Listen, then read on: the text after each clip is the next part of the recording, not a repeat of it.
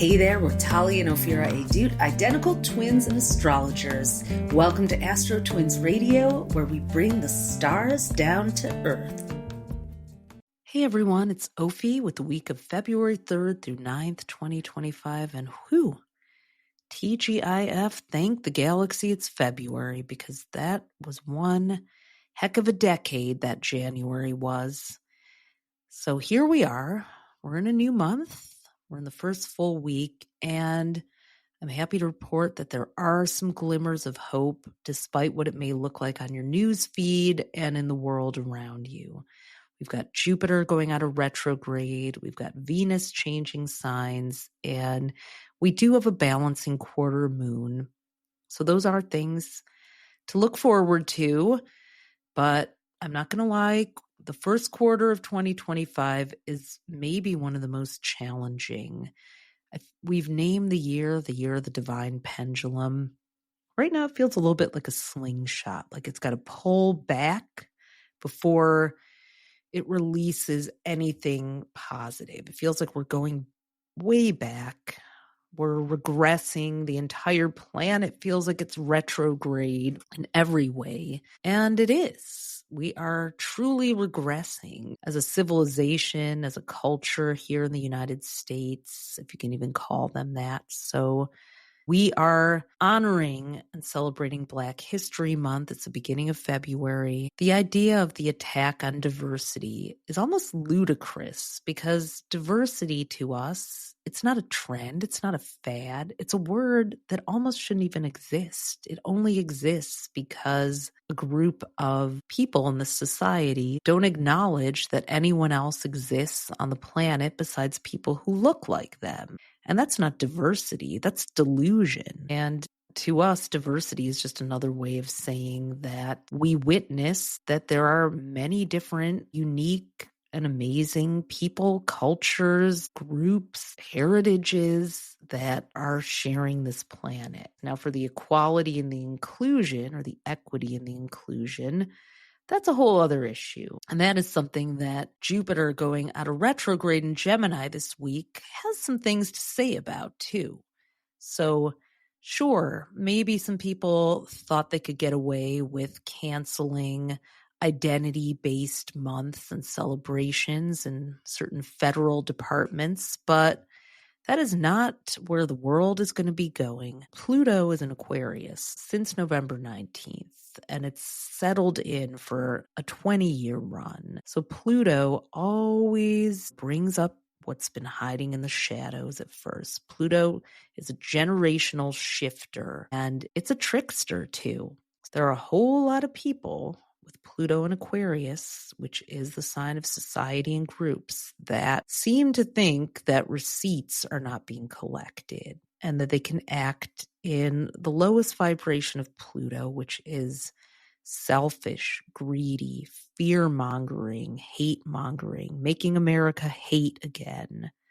And nobody's going to notice. They think it's a free-for-all right now. Now, Pluto is very seductive, and it will trick people into thinking that. But our prediction as astrologers, as we've seen happen with every Pluto era, is that at the beginning of the Pluto era, you're tempted. It can be tempting for people to play to their egos, their more base instincts, to be divisive, to give in to fear and greed and grabs for power, to align themselves with people who are masquerading as powerful but are truly actually casting a spell with that pendulum. The pendulum being the image that we used for 2025. If you've ever seen a pendulum, it swings and it can be dizzying and confusing at first until it finds its balance point. That's what a pendulum does. It lands on the truth. But at first, it spins in dizzying circles and confuses people. So we have a lot of people who are under a hypnotic spell. But this week's planets may wake some of them up. So for starters, on Monday, we have Mercury,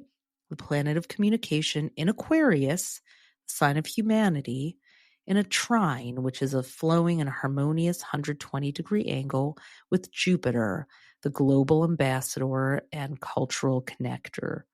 in Gemini. Now, it's Jupiter's last day of a 4-month retrograde in Gemini that began on October 9th. Gemini rules neighborhoods, it rules duality and divisions and splits, but also kindred spirits and togetherness. It depends on how you look at it. Gemini is looks like the Roman numeral 2. It's a sign of the twins, but twins are not always united.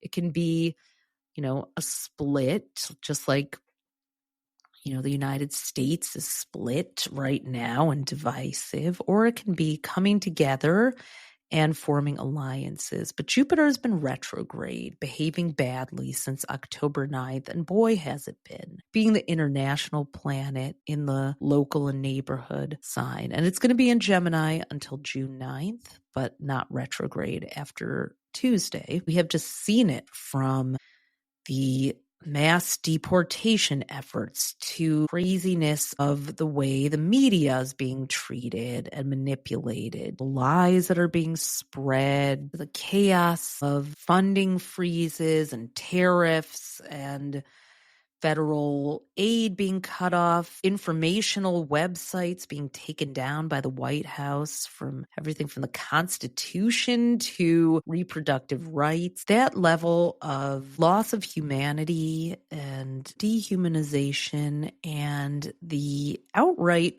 turning allies into enemies that's been going on is just so out of control. Jupiter's in its least favorite place in Gemini, so things have already been challenging, but retrograde is like adding insult to injury. So from data breaches on down, Jupiter's also travel. The tragic helicopter crash with the American Airlines flight, it's just been awful. So hoping that Mercury-Jupiter trine on Monday helps to start to clear some things up. Now, on Tuesday, February 4th, Jupiter retrograde ends, and it's going to move direct forward through Gemini until June 9th. And I hope that means that we begin to have some productive dialogue again, that people start pushing back, talking back, speaking up. I'm not going to lie, some of the people that I thought were our most vocal leaders for justice have been pretty damn quiet since the election and the inauguration, and I'm disappointed in them. I'm not seeing anything on their social media. I'm not seeing any statements made. There have been so many things that we need people who are educated and on the side of facts and just the sanity of civilization to speak up about. And they're not. They're just not. If they are, they're not doing it very loudly or anywhere that I can find it. So Jupiter direct is your microphone and megaphone moment. And, some new leaders are definitely emerging, grateful to them, but we need all the voices for justice that we can get. So also on Tuesday, Venus, which is a planet of peace and harmony and love, is going to start an extended trip into Aries. So unfortunately, Jupiter's least favorite sign to be in is Gemini, and Venus's least favorite sign to be in is an Aries. So it's a little bit of a mixed blessing, but Aries is the warrior and the fighter. Venus is the peacemaker, and maybe we need our peaceful warriors to start speaking up. And they better start speaking up soon, because on March 1st, Venus is going to go retrograde.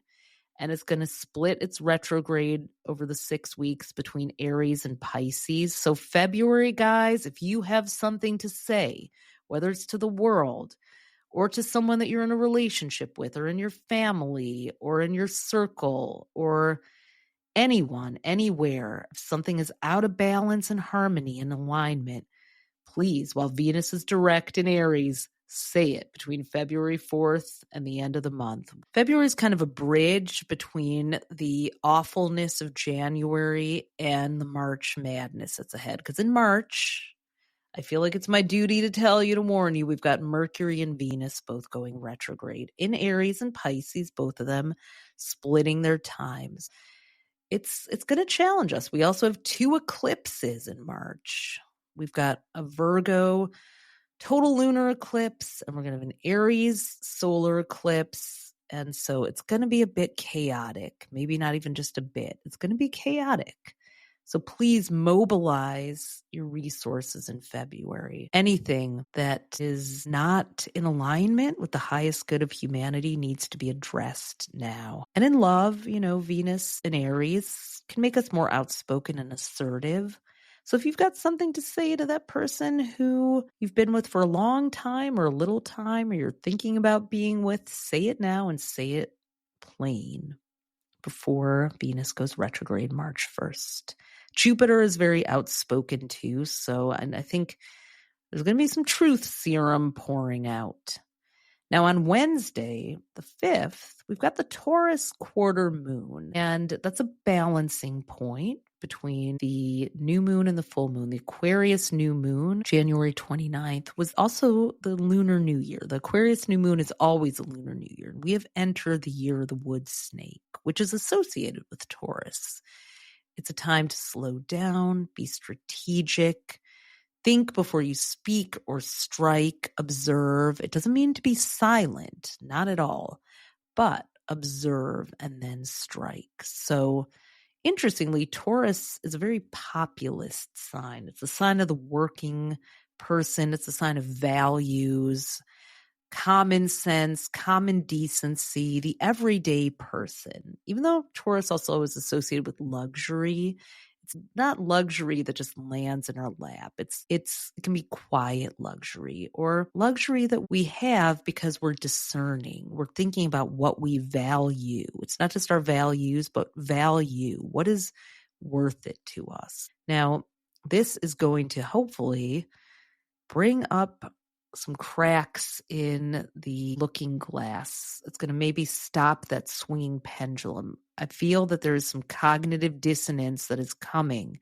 A lot of people voted for an administration that they thought was going to make their lives better. Everybody got caught up in the price of eggs, the cost of living, and that's a real concern for people. So for working people, life has become unaffordable. But the dissonance between what's happening and the tariffs and how the threat of that is going to hike up the cost of basic living expenses, the federal funding freezes. You can't even list all the things that are being affected by that. So the Taurus quarter moon is going to have some people go, what have I done? Might not be a lot of them, because I think the mass delusion, illusion, and exclusion is still going on. People are still under the spell of Pluto. They are still in that shadowy underworld with Stockholm syndrome, thinking that Hades is the party of the century and nobody's keeping receipts and they can just do as they will. And it's all going to work out if they just distance themselves from anyone that they think is not powerful, i.e. not driven by ego and domination and greed, and align themselves with the people who are, then some of that will wear off on them. Doesn't work that way, but, I guess these are the times that we have to follow the year of the snake and somewhat detach while looking at where we can make an impact on the planet. So anything that has to do with delusion, confusion, illusion, exclusion is not part of how things operate around here. Astrology is another form of diversity. It's spiritual diversity. It's acknowledging that each soul is unique and is here for a purpose. And it's not up to us as humans to judge that. It's up to us to help encourage each soul to find its highest calling. Now, that's an idealistic view, I know, but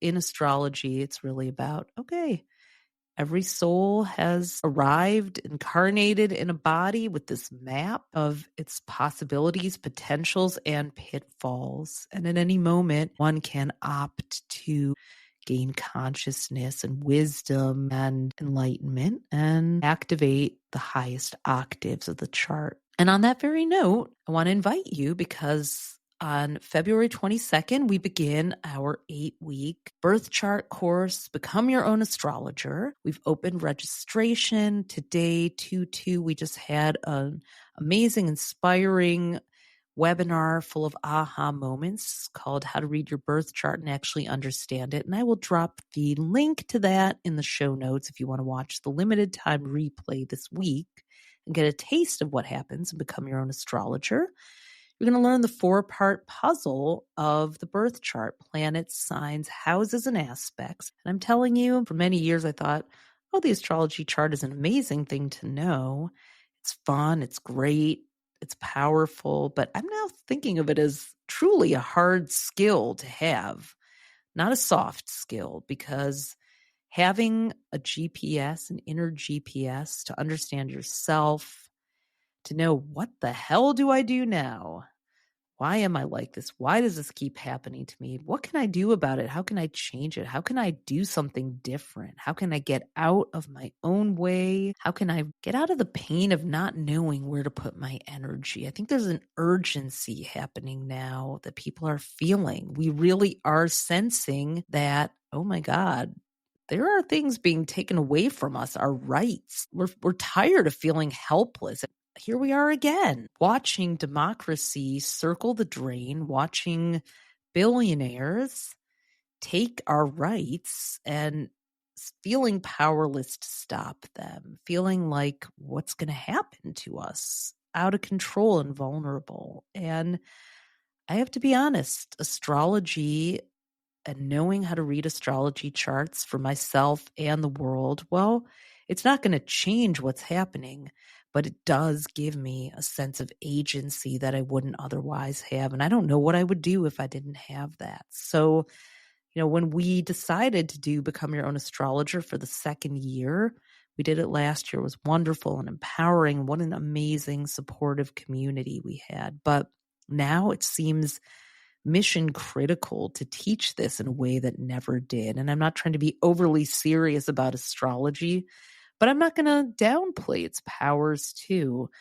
We're going through some historical cycles that happened during the Civil War and World War II. And we're seeing history repeat itself, not just on our news feeds, but in astrology. But we're also seeing other things, other unprecedented opportunities. Where is that little wormhole where we can steer the ship through? How can we help humanity survive? How can we, as regular everyday people, maintain a sense of power and agency and have love and safety for ourselves and our families and our loved ones? So learning the birth chart actually does give you access to those tools, those keys, should you choose to use them. And if things are going all right for you, and I hope they are, it's an incredible thing to know, who should I love? Who should I be with? Where should I live? What's the best career for me? It's not only something to use in times of chaos, but to use in times of calm as well, to enrich your life and your relationships too. We all always have questions. We all have parts of our lives that sometimes are going swimmingly and other parts at the same time. Curveballs come, the rug gets pulled out from under us, and we find ourselves saying, what do I do? And that's when the words know thyself are the most resonant. So if you want to know thyself at a level unlike any you may have experienced, if you want to find and decode and understand the instruction manual that every human actually comes with, you come encoded with a blueprint, with the exact moment of your birth written in the stars. There is a map.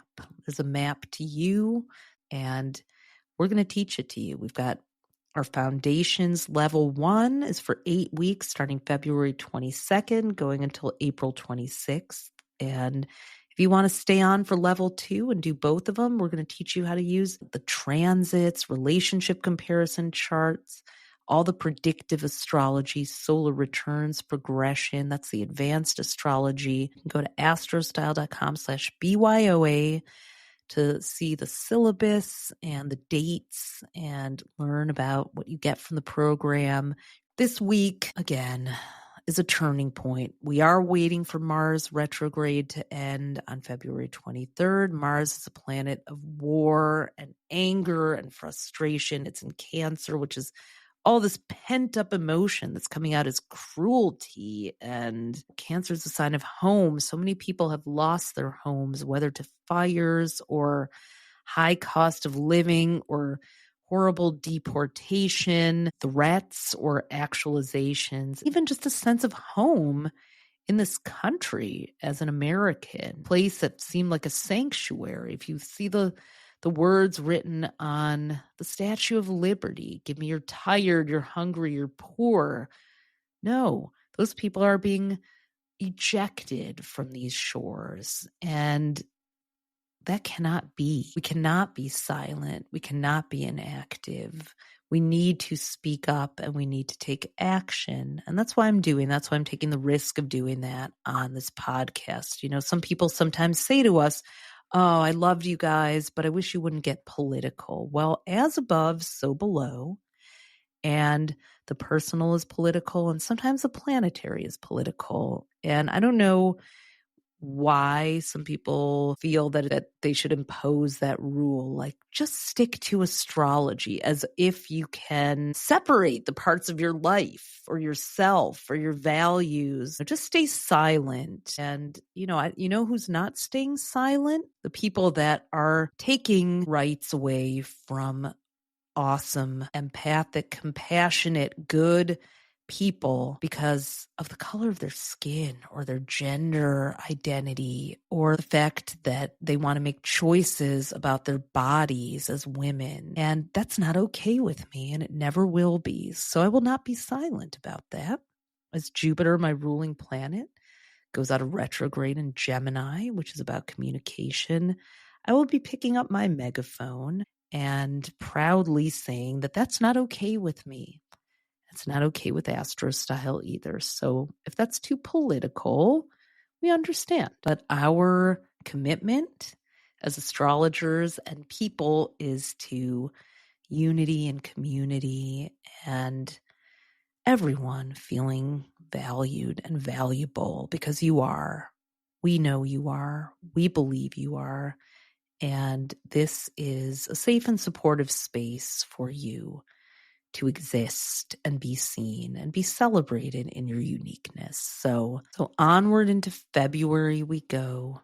Take every opportunity you can to tap into the highest vibration possible, because we need you out there. We need some earth angels. We can't afford to be silent now. Start writing a different story, a different script, and a different ending to 2025. We'll see you next week. Hope to see you and become your own astrologer if you want to join us. And may February's force of good be with you. As always, thanks for listening. You can discover more of your star power at astrocell.com and be sure to follow us on social at AstroTwins. Join us next time for more cosmic fun.